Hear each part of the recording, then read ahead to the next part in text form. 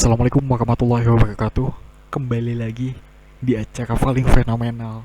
Dimana lagi kalau bukan Tentek bersama Sandra Pangestu. Yo enggak tuh.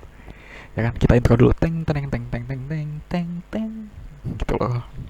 Nah, oke. Jadi selamat pagi, siang, sore, malam kalian semua dimanapun kalian berada ya. Jadi hari ini enggak lah ala-ala podcast banget sih bawain kayak gini. Nah, ayo kita lanjut aja.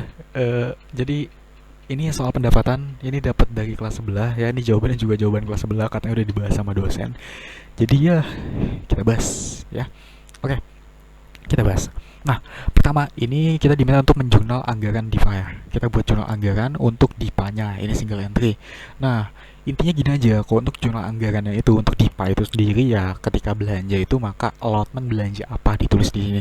Belanja pegawai, belanja barang, belanja modal, ya kan. Nah, terus untuk yang pendapatan, ini ada pendapatannya kan, PNBP apa gitu. Nah, kalian tulis di sini estimasi PNBP yang dialokasikan ya. Kalian tulisnya estimasi pendapatannya apa, PNBP, pajak atau apa. Kalau di sini kan PNBP kan, ini kan bukan Satker DJP kan, makanya dia itu PNBP di sini. Berarti estimasi PNBP yang dialokasikan ya. Jadi kalian tulis gitu aja. Ini mereka berdua ini nggak berpasangan, mereka single entry, mereka saling berdiri sendiri gitu.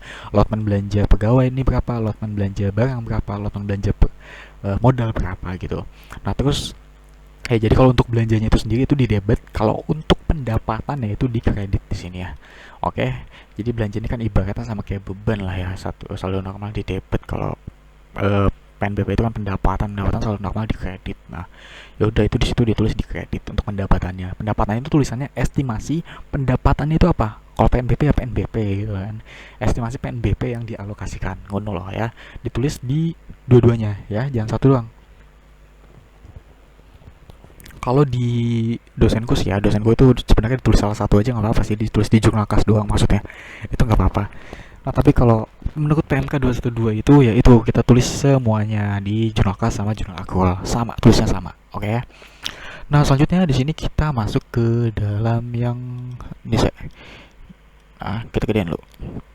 Nah kita masuk ke dalam transaksinya, oke. Nah transaksinya di sini yang pertama nih, terdapat kontrak kerjasama antara Satker A dengan PMDB untuk pekerjaan riset kebijakan keuangan daerah sebanyak 7 paket kebijakan dengan nol, betul lah, dengan total nilai 1 M ya, 1 M 50 juta gitu. Nah ini gimana jurnalnya? Nah di sini jurnalnya itu no entry ya. Kalian bisa lihat sendiri tanggal 10 Maret di sini no entry. Kenapa? Karena di sini baru berupa komitmen aja, belum ada apa-apalah itu.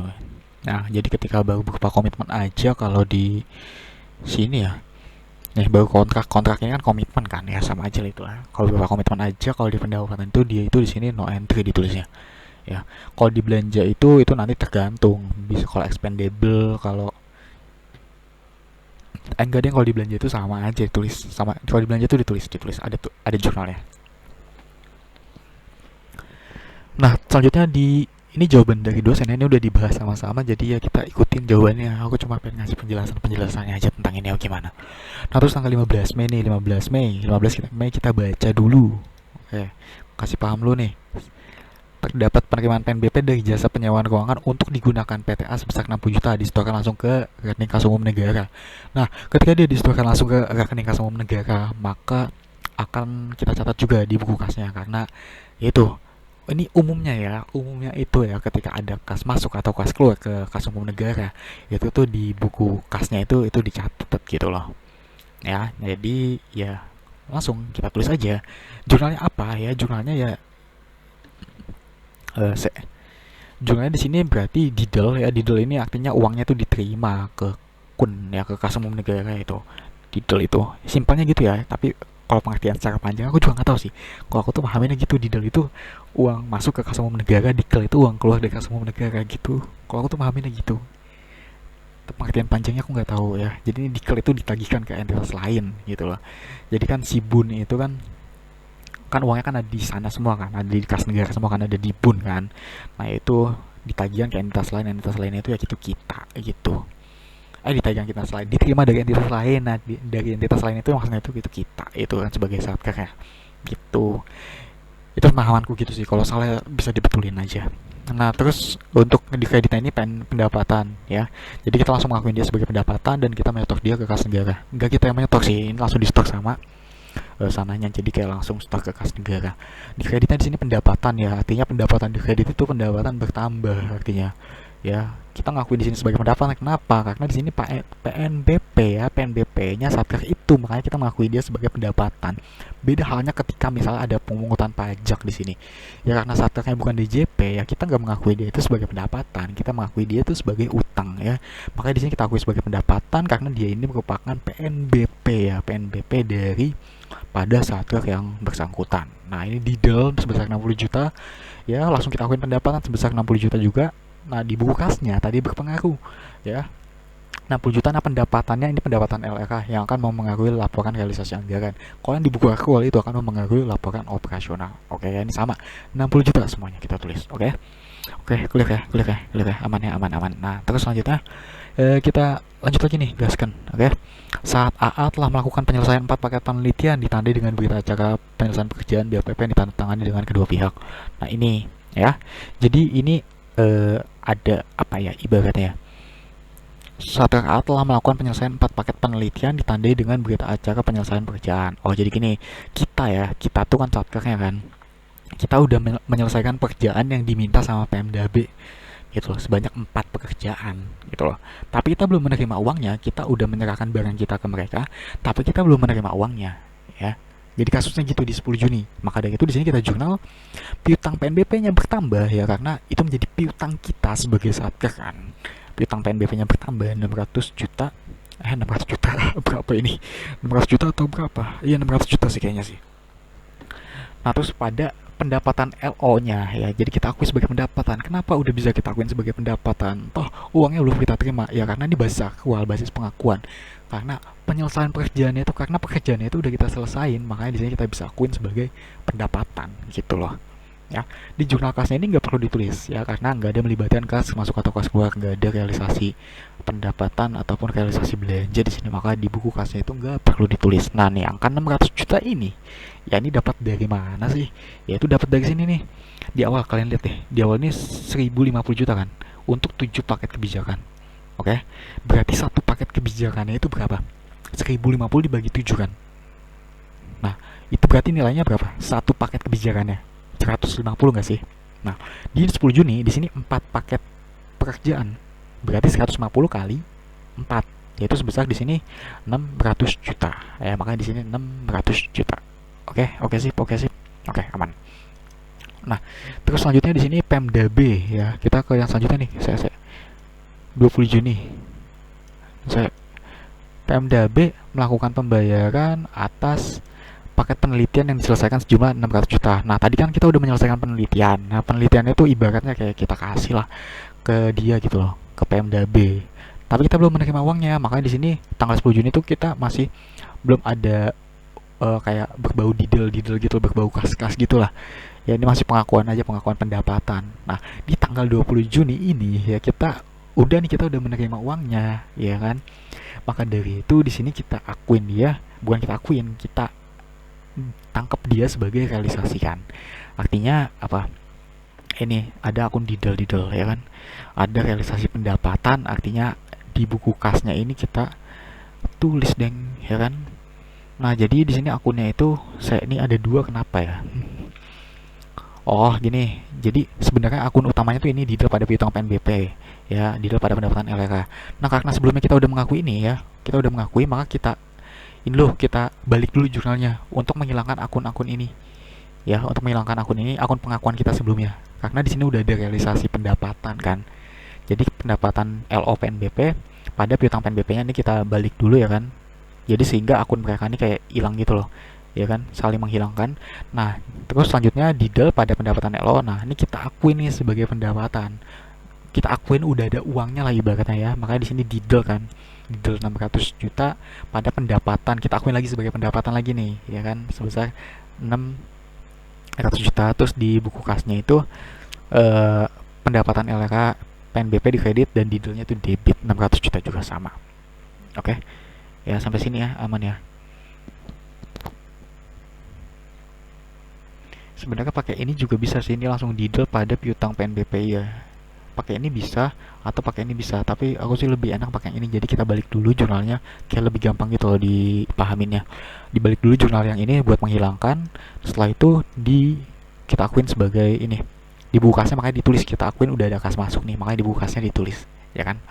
Nah, terus selanjutnya nih, diterima PNBP dari layanan pendidikan sebesar 550 juta hasil kerjasama dengan UI untuk calon pengajar privat perpajakan. Dia terima melalui bendahara penerimaan. Nah, ini kalau diterima melalui bendahara penerimaan artinya ada kas di bendahara penerimaan yang bertambah tuh, ya kan. Ada kas di bendahara penerimaan yang bertambah artinya yaitu ada akun kas di BP nanti. Nah, maka 1 Juli ini layanan pendidikan sebesar 550 juta. Ya, oke. Diterima di bendahara kan, dia belum disetor ke kas umum negara. Nah, maka dari itu ya udah, dia itu cuma di akwal aja. Nanti kalau misalnya disetor ke kas negara baru dia itu akan ditulis di buku kas juga. Nah, berarti akwalnya ini kas di bendahara pengeluarannya bertambah kan pada pendapatan, diakui sebagai pendapatannya bertambah juga nih sebesar 550 juta. Di buku kasnya no entry karena belum disetorkan ke kas umum negara. Oke. Nah, terus 2 Juli nih bendahara penerimaan menyetorkan PNBP layanan pendidikan ke kas negara. Nah, tadi kan pendapatannya udah kita terima tuh, ya kan? Ya udah kita setorin ke kas negara sekarang nih. Nah, jadi jurnalnya gini. Nah, ini bisa pakai yang atas juga nih, sama katanya bisa pakai yang atas ini, bisa pakai yang bawah ini nih. Kita pakai yang bawah aja ya supaya lebih gampang pahaminnya ya. Ini saya Nah, kita bisa pakai dua ini nih, aku tandain dulu ya. Ini benar-benar belum aku olah apa-apa sih. Nah, kita pakai yang bawah ini. Oke. Nah, kalau pakai yang bawah ini berarti kita balik dulu nih jurnalnya buat menghilangkan akun pengakuan kita tadi. Ya kan? Jadi kita balik dulu sehingga akunnya hilang nih, ya kan, saling menghilangkan yang ini, yang 1 Juli sama 2 Juli yang ini. Nah, terus kita akuin dia lagi sebagai pendapatannya dan kita akuin dia kasnya itu udah masuk ke kas negara, yaitu ditandai dengan ini didel-nya. Ya, didel 550 juta, pendapatan LO PNBP 550 juta, didel pendapatan LRK 550 juta. Oke, that's it. Nah, selanjutnya tanggal 20 Desember 2020 diketahui bahwa dua paket, ya nggak, 20 Desember nggak? 1 September ya belum ya? Oke, 1 September dulu nih. Pemda DKI membayar jasa peraudit 3 pajak dengan nilai 600 juta langsung di setor ke kas negara. Nah, berarti ini nggak melalui bendahara, berarti nggak ada akun kas di bendahara nanti. Oke. Nah, jadi 1 September ini, jadi Pemda DKI bayar jasa pendidikan. Lalu dia langsung setor ke kas negara. Nah, jadi langsung aja akun yang kalau ada realisasi pendapatan ya kan, itu berarti akan ada kasnya juga kan. Kalau udah di setor ke kas negara itu buku kasnya itu kita catat ya. Jadi sama kayak tadi, didel pada pendapatan LO PNBP, terus didel pada pendapatan LRK PNBP senilai, ya nilainya berapa di sini? Sebesar 600 juta. Oke, oke sip, ya udah. Nah, terus di 20 Desember 2020 ya kan. 20 Desember 2020 diketahui bahwa dua paket penelitian Pemda B telah diselesaikan, dibuktikan dengan BAPP termin kedua. Nah, jadi ini nih, tadi kan di awal kita kontraknya itu 7 paket ya kan. Kita kontraknya 7 paket, terus sudah selesai nih di tanggal 10 Juni nih ya kan, 4 paket. Nah, terus selesai lagi nih 2 paket nih di 20 Desember ya kan. Selesai lagi 2 paket di 20 Desember. Ya wes gitu loh. Ya udah kita akuin lagi dia. Di sini kan belum ada kas masuk kan? Ya kan, baru menyelesaikan aja kan, baru dikasih aja kan, baru serah terima aja kan, belum ada kas masuk, berarti kita akuin dia sebagai pendapatan aja. Berarti karena belum ada kas masuk, ke kas negara, berarti di buku apanya, di buku kasnya itu belum kita tulis dong, ya nggak sih. Nah, ya udah, berarti kita catat di sini aja nih, di buku aktual aja, yaitu sebesar ini. Ya ini kan piutang PNBP pada pendapatan LO. Piutang kita bertambah, pendapatan kita bertambah sebesar berapa? Di sini 2 paket kan? Tadi satu paketnya berapa? Satu paketnya 150 juta kan? Berarti 2 paket di sini sebesar 300 juta. Ya gitu. Nah, terus yang terakhir nih 31 Desember 2020. Ya kan? 31 Desember 2020 perlu penyesuaian pendapatan penyaluran keuangan oleh PTA. Jadi gini nih, gini. Pahaminya gini ya. Di tanggal 15 Mei ini ada pendapatan nih, pendapatan sewa ruangan. Nah, sewa ruangan itu tadi ya kan, dia itu bayar 60 juta. 60 juta untuk 2 tahun.